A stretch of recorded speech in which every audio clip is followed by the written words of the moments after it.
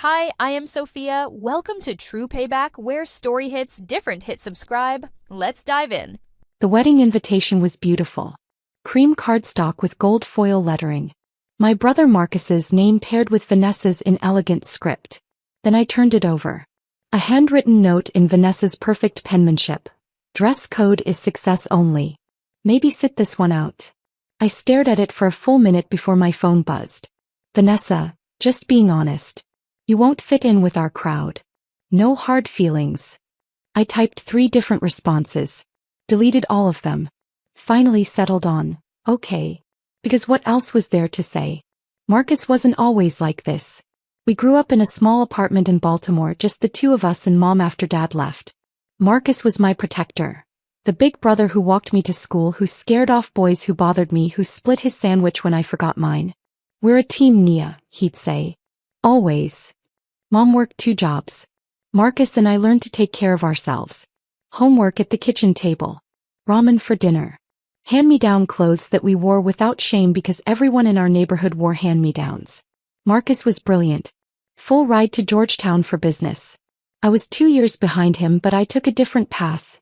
Community college, then a transfer to University of Maryland. Not because I wasn't smart enough for Georgetown. Because someone had to help Mom with rent. That's when things started shifting. Marcus's Georgetown friends were different. Their parents were lawyers, consultants, politicians. They summered in the Hamptons. They spoke a language Marcus started learning, the language of networking and connections and family offices. When he came home for Thanksgiving sophomore year, he corrected my grammar. It's I saw, not I seen, he said. Since when do you care? I asked. Since I realized how we sound, he replied. Mom and I exchanged a look, but we said nothing. By senior year, Marcus had an internship at a consulting firm. He came home less. When he did, he'd talk about clients and deals and people whose names I should apparently recognize. He bought Mom a new coat for Christmas. Expensive, designer. She looked uncomfortable wearing it. He's just trying to take care of us, she said. But it felt like something else. Like he was trying to rewrite where he came from. I graduated with my business degree and got a job at a small investment firm. $42,000 a year. I moved back in with Mom to save money. Marcus was in New York by then, making 6 figures at McKinsey. He sent money monthly, generous amounts that Mom put in a savings account because it felt wrong to spend her son's guilt. I started noticing patterns in the market. Small inefficiencies in how mid-market companies accessed capital. I'd spend my evenings running models, building frameworks, testing theories. You should sleep, Mom would say, finding me at the kitchen table at 2 a.m. Almost done, I'd reply. I wasn't building something. Not yet. I was just seeing things. Connections other people missed. 2 years after graduation, I started a side consulting practice. Helped small business owners structure their cap tables, find investors, navigate term sheets. Charged almost nothing, just enough to cover my costs. Built a reputation quietly. One client was a woman named Patricia who ran a small manufacturing company. She needed $2 million to expand. Banks wouldn't touch her. Black woman, modest revenue, competitive industry. I can find you the money, I told her. But I need equity. She laughed. You're not a VC. No. But I know how to structure deals they'll want. I spent 3 weeks building her pitch deck, financial models, introduction strategy. Connected her with 3 investors I'd been cultivating. He got her $2 million. I got 3% equity. That company sold 4 years later for $67 million. My 3% stake, $2.01 million. I was 27 years old. I told Mom. Made her quit her night shift job. Set up a trust so she'd never worry about money again. I didn't tell Marcus. By then he'd married into Vanessa's family. Old money, Maryland estate, the kind of wealth that didn't need to announce itself. He'd started his own consulting firm with Vanessa's father's connections. He talked about building generational wealth, while conveniently forgetting we came from a generation that had nothing. At family dinners he'd ask about my job with barely concealed condescension. Still at the same firm? He'd ask. Yep. Maybe I could get you an interview at my company. Entry level but better than. I'm good, Marcus. Vanessa would smile sympathetically. It's hard to advance without an MBA these days. I'd smile back. Say nothing. Because I'd turned my Patricia model into a business. Nia Capital, a micro VC fund focused on women and minority-owned businesses that traditional VCs ignored. I found diamonds everyone else missed. I structured deals that made everyone money. By the time Marcus got engaged, my fund had $45 million in assets under management. I'd backed 17 companies. 12 were thriving. 3 had exited. 2 had failed, but I'd learned from those failures, structured better deals, built better support systems. I was quietly building an empire in spaces Marcus's world didn't even see. The deal that changed everything came 8 months before Marcus's wedding. Marcus's company was struggling. I knew because I paid attention. I followed his LinkedIn, read the industry coverage, noticed the subtle signs, longer gaps between announcements, generic posts instead of specific wins, the careful silence around revenue. Then I saw the emergency board meeting notice. Public companies have to disclose certain things. Marcus's firm wasn't public, but they had public debt. I knew how to read the signals. They needed $8 million. Fast. I had relationships with people who had $8 million. More importantly, I had credibility they'd trust. I made calls. Structured a deal. Syndicated it across 4 investors I'd worked with for years. They'd invest $8 million in Marcus's company, but the terms would be mine. Fair but firm. Conversion rights, board observer seat, anti-dilution protection. And one unusual clause.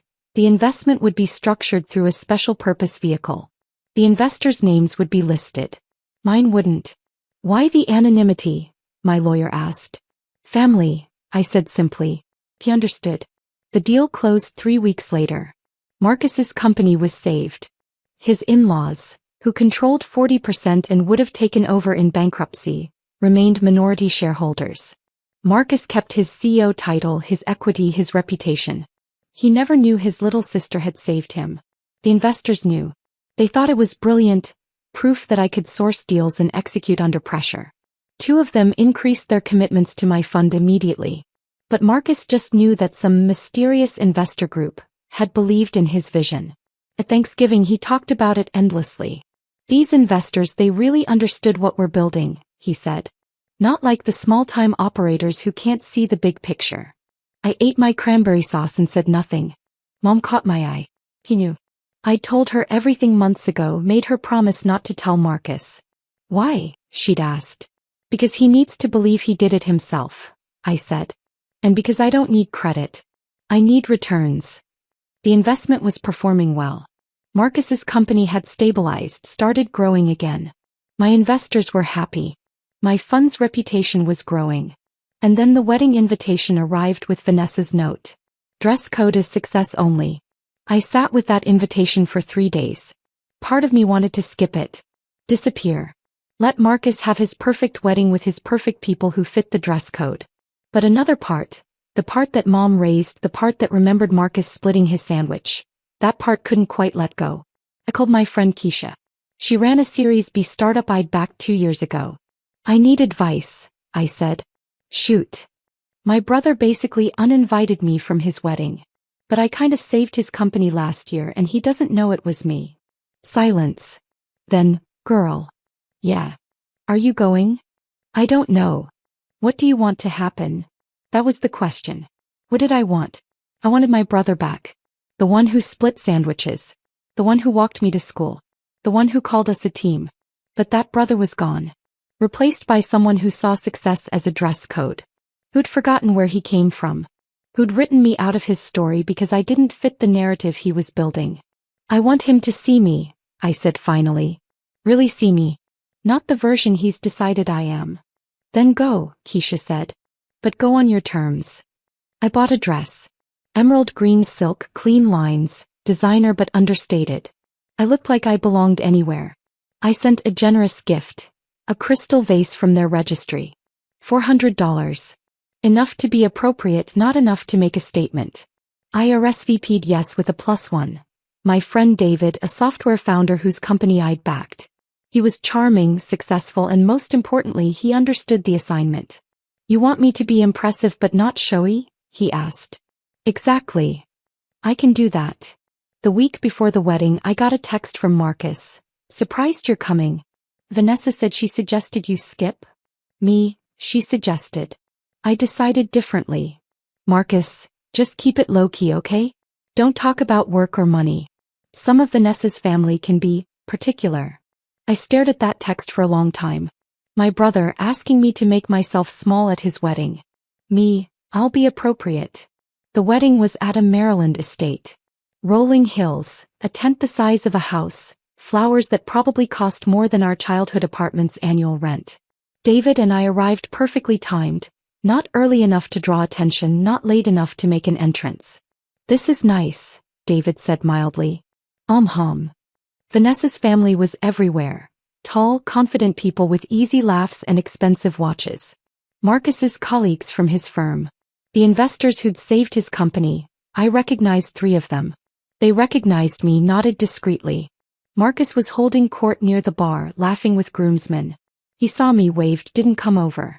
Vanessa's mother approached. You must be the sister. Nia. Yes, ma'am. She looked me up and down. That's a lovely dress. Rental. David coughed to cover a laugh. No, ma'am, I said pleasantly. Just lucky to find it. Well, the ceremony starts in 20 minutes. You'll be sitting in the back left section. She walked away. Back left. David whispered. That's basically the distant relatives who might cause problems section. Noted. The ceremony was beautiful. Marcus looked happy. Vanessa looked perfect. They said vows about partnership and building a future together. I thought about the $8 million that made this possible. About the months I'd spent structuring the deal, convincing investors, protecting my brother from his own failures. He had no idea. The reception was choreographed perfection. Dinner, toasts, dancing.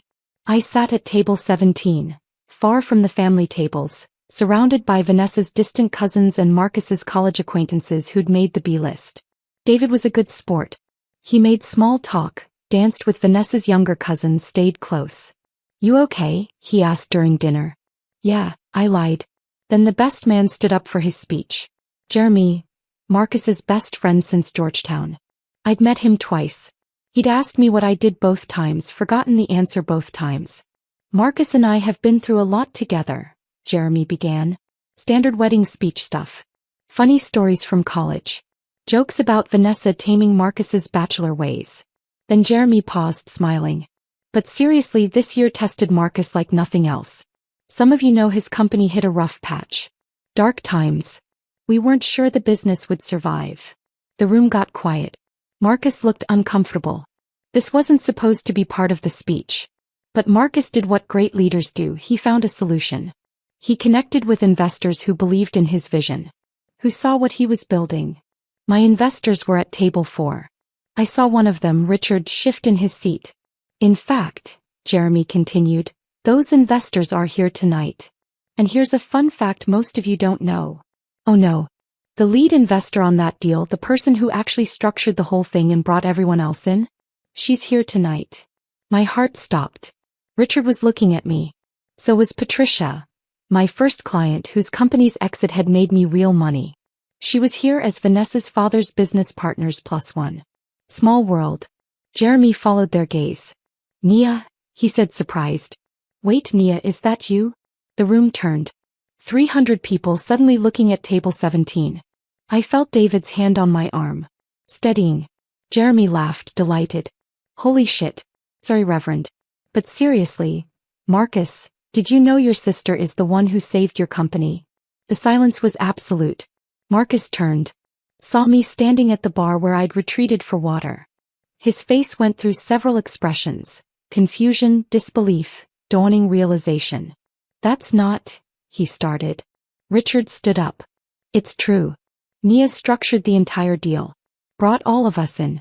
Best term sheet I've seen in a decade. Your company wouldn't exist without her. Vanessa's father, who'd been on Marcus's board during the crisis, was staring at me. You're in C? Nia Capital. Yes, sir.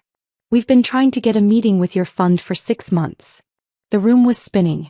This wasn't how this was supposed to go. Patricia spoke up from her table. Nia backed my company 4 years ago. Changed my life. She's one of the best investors in the Mid-Atlantic region. Jeremy was still at the microphone, looking thrilled with himself. This is amazing. Marcus, your little sister is basically a secret millionaire who saved your ass. Billionaire actually, Richard corrected quietly. Her fund's last valuation put her personal stake at just over $1 billion. I felt like I might throw up. Marcus was walking toward me. The entire wedding watched. He stopped 3 feet away. Your Nia Capital. Yes. You saved my company. The investors saved your company. I just introduced them. Why didn't you tell me? The question hung there. 300 people waiting for my answer. I looked at my brother. Really looked at him. Saw the Georgetown kid who started correcting my grammar. The consultant who sent mom guilty money. The groom who told me to keep it low-key at his wedding.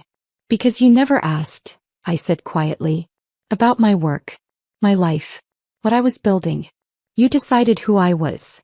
The little sister who didn't fit your new world. And I let you think that because it was easier than fighting you. Nia. You told me not to talk about work or money tonight. You sat me at table 17, Marcus. You let Vanessa's mom ask if my dress was a rental. You asked me to make myself small at your wedding. His face crumbled. I didn't know. You didn't want to know. There's a difference. Vanessa appeared beside him, her face pale. You're a billionaire? My fund is valued there. I'm not personally. I stopped. It doesn't matter. Why did you help Marcus if, she started. Because he's my brother. Because family helps family. Even when family forgets, that works both ways. The room was so quiet I could hear the band's drummer shifting in his seat. Marcus's voice cracked. I'm sorry. I know. I've been an asshole. Yeah. Table 17. Jesus, Nia. I put you at table 17. I noticed. A laugh rippled through the crowd. The tension broke slightly. Marcus looked around at his wedding, at the tent his company's saved finances had helped pay for, at the guests who now saw him differently, at the wife who was recalculating everything she thought she knew. Can we talk? He asked. Really talk? I wanted to say yes. Wanted to hug my brother and fix everything and go back to being a team. But the hurt was too deep. Years deep. Sitting at table 17 deep. Not tonight, I said gently. Tonight is your wedding. Celebrate it. We can talk later. Promise. I looked at him, at the brother who'd split his sandwich, who'd walked me to school, who'd forgotten somewhere along the way that we came from the same place. Promise, I said. He nodded. Stood there awkwardly for a moment. Then hugged me quick and tight. When he pulled back, his eyes were wet. Jeremy was still at the microphone. Well, that was unexpected. How about we dance? The band started playing. The crowd shifted, conversations exploding everywhere. David appeared with my clutch. Time to go, he asked. Yeah. We made it to the parking lot before my phone started exploding. Text from Mom. What happened? People are calling me asking if it's true? Text from Keisha. Did you just get outed as a billionaire at your brother's wedding? Text from Richard. Sorry if I made things awkward. Jeremy asked me directly and I assumed you told your family. Text from Marcus. Please don't leave. Please. I turned my phone off. David drove us back to the city in silence. Finally, he said, for what it's worth, you handled that with serious grace. Didn't feel graceful. You didn't throw anything. You didn't yell. You told the truth without being cruel. That's grace. I leaned my head against the window. I saved his company and he sat me at table 17. I know. He told me not to talk about work because it might embarrass him. I know. And now everyone knows and he looks like an idiot and I feel like shit about it. That's because you're a better person than he deserves. I started crying then. Quiet tears that I'd held back all night. All year. Maybe all the years since Marcus left for Georgetown and started becoming someone else. David handed me tissues. Didn't try to fix it. Just drove. The next week was chaos. The wedding story went viral on Black Finance Twitter. Billionaire sister sits at table 17 became a meme. Think pieces about family dynamics and success. LinkedIn posts about staying humble. My fund's website crashed from traffic. We got 847 new investment inquiries in 4 days. Marcus called 17 times. I didn't answer. Mom came to my apartment. You need to talk to your brother, she said. I will. When I'm ready. He's devastated, baby. Good. Mom looked at me, really looked. You're so angry. I'm tired, Mom. I'm tired of making myself small. I'm tired of being the sister who doesn't fit. I built something extraordinary and my own brother didn't want to know about it because it complicated his story. He was wrong, she said simply. He's been wrong for years. I've watched it happen. Watched him pull away from us from where he came from. I thought love would bring him back eventually. Did it? I don't know yet. But I know he's hurting. And I know you're hurting. And I know you two used to be a team. I started crying again. I saved his company, Mom. I spent months structuring that deal. I protected him. And he told me to keep it low-key at his wedding. She held me while I sobbed. My successful billionaire self, crying like a kid in my mother's arms. I agreed to meet Marcus 2 weeks after the wedding. Coffee shop, neutral ground, time limit. He looked terrible. Dark circles under his eyes. Wrinkled shirt. Thank you for coming, he said. Mom asked me to. I know. She told me. We sat in silence for a moment. I've been thinking about when it started, he said finally. When I started pulling away. I think it was sophomore year at Georgetown. This guy in my cohort, he asked where I was from. I said Baltimore. He said, oh, like the nice part? And I lied. I said yes. I said nothing. And that lie felt good. Felt like I could be someone new. Someone who didn't have to explain why my mom worked 2 jobs or why I had a scholarship or why my sister went to community college first. I could just be. Marcus. No backstory. Just forward. You were ashamed of us. I was ashamed of being poor, he corrected. I thought it was different. But it's not, is it? Because you and Mom are part of that story. And I tried to edit you out. You succeeded pretty well. He flinched. I know. Vanessa's been helping me see it. The dress code comment, sitting you at table 17, all of it. She's horrified. Is she? Yes. She grew up with money, but her parents taught her that's a responsibility, not an identity. She's been asking me hard questions all week. About why I treat you like you're less than. About why I never asked about your work. About why I assumed you needed my help instead of wondering if you'd built something on your own. I stirred my coffee. What did you tell her? The truth. That I was so busy trying to prove I belonged in her world that I forgot where I actually came from. That I turned my little sister, who's smarter than I'll ever be, into a symbol of everything I was trying to leave behind.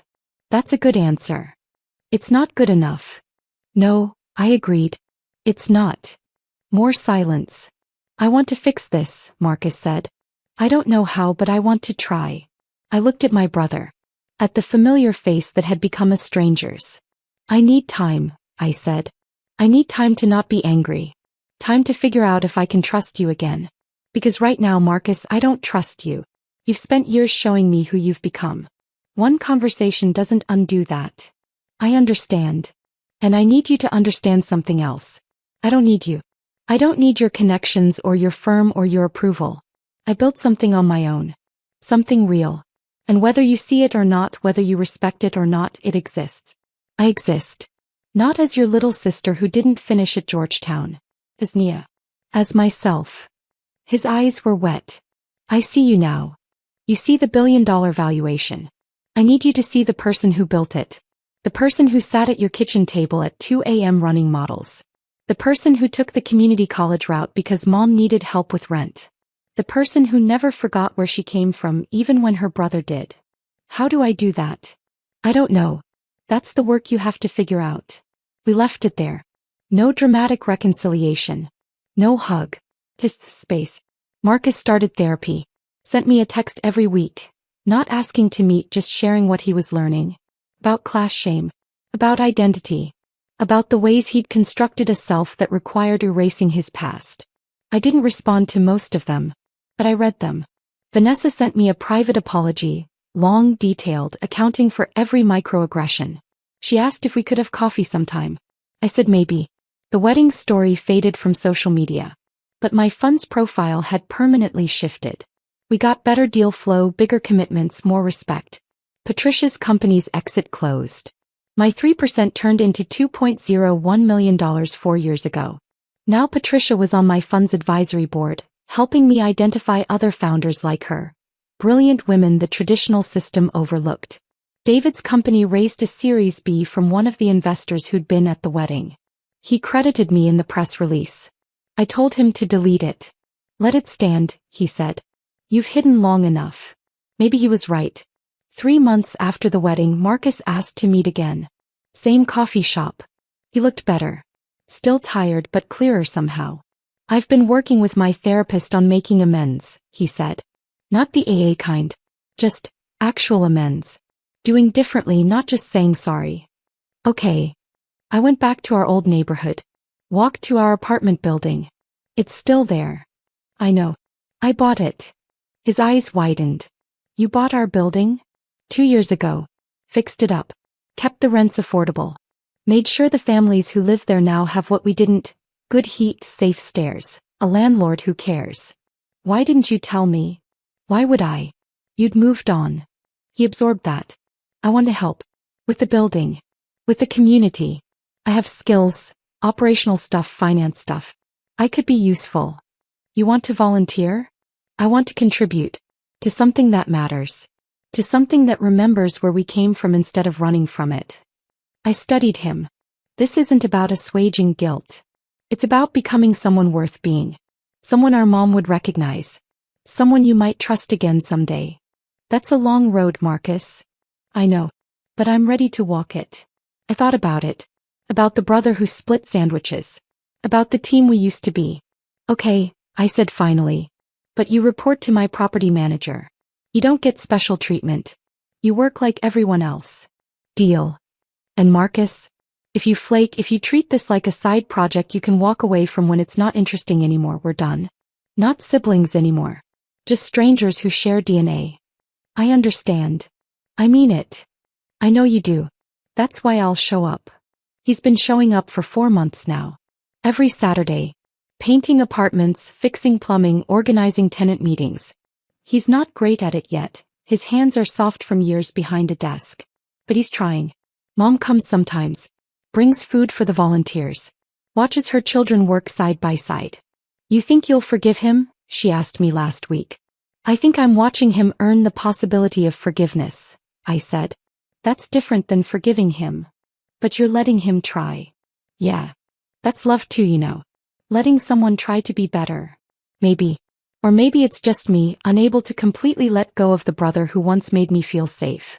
Vanessa came to the building last month. Brought a check, $50,000 for the tenant support fund.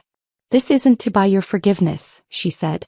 This is because I benefited from systems that kept places like this under-resourced. I want to contribute to changing that. Okay. And I want you to know I told my family. About where Marcus came from. About your building. About what you built from nothing. My father was impressed. I don't need his approval. I know. But he's allocating capital to your fund anyway. Because it's a good investment. Because you find opportunities his world misses. I accepted the check. Added Vanessa to our volunteer schedule. Watched her struggle through her first day of painting. She's not great at it either. But she shows up. The new building, the one I'm constructing in the old neighborhood, breaks ground next month. Mixed income housing.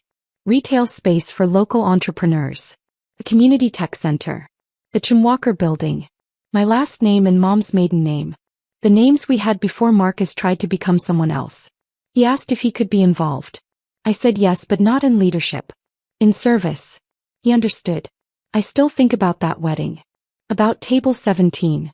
About the moment the truth came out and my brother's face crumbled. Still hurts. The years of dismissal. The casual cruelty. The way he made me small to make himself big. But I'm learning that you can hold two truths. Someone hurt you deeply and they're trying to do better. Both things exist. Forgiveness isn't a moment. It's a process. Marcus is in that process. Some days I think we'll make it back to being a team. Other days I think we're just siblings doing adjacent work with permanent distance between us. My therapist says that's okay. That I don't have to decide now. That I can let time and Marcus's actions tell me what's possible. David asked me out last month. Actual date, not just friend hangout. I've liked you since before the wedding, he admitted. But after watching how you handled that night, the grace, the honesty, the strength, I knew I had to at least try. We're taking it slow. He understands the trust issues. The family wounds. The way success can make you a target even for people who should celebrate you. He sees me. Not the $1 billion valuation. Not the fund. Not the Forbes mentions. Just Nia. Who still eats ramen sometimes because it's comfort food. Who bought her childhood building because some wounds become missions. Who loves her brother and can't fully trust him and is trying to figure out how both those things can be true. Mom hosted Thanksgiving this year. Small gathering. Me, David, Marcus, Vanessa, a few cousins. Marcus helped cook. Actually helped, not just supervised. At dinner he raised his glass. I want to thank Nia. For everything she's built. For everything she's forgiven. For everything she hasn't forgiven yet but might someday. For being better than I deserved and still letting me try to be better. Everyone drank to that. Later, doing dishes, he said quietly, I'm proud of you. I should have said that years ago. But I'm saying it now. I'm proud of who you are. Who you've always been. Thank you, I said. It wasn't forgiveness. Not fully. But it was something. A door slightly open. A team maybe rebuilding. A brother and sister learning each other again. That's enough for now. The fund is launching a new initiative next quarter. Micro VC investments in neighborhoods like the one we grew up in. Finding the next generation of builders who everyone else overlooks. Marcus is helping with operational structure. Vanessa's connecting us with her family's foundation for matched funding. Patricia is identifying founders. We're building something. All of us. Something that looks backward to where we came from and forward to what's possible. I still sleep at 2 a.m. sometimes running models at the kitchen table. But now Mom has a kitchen table that's worthy of the work. In a house I bought her. In a neighborhood where she feels safe. And sometimes Marcus joins me. Brings his laptop. Works quietly beside me. Like we used to. Like a team. Not fully. Not yet. But maybe. That's what I carry now. Not the anger. Not the hurt. The maybe. The possibility that people can change. That wounds can heal. That table 17 doesn't have to be the end of the story. Just a chapter. A painful one. But not the last one.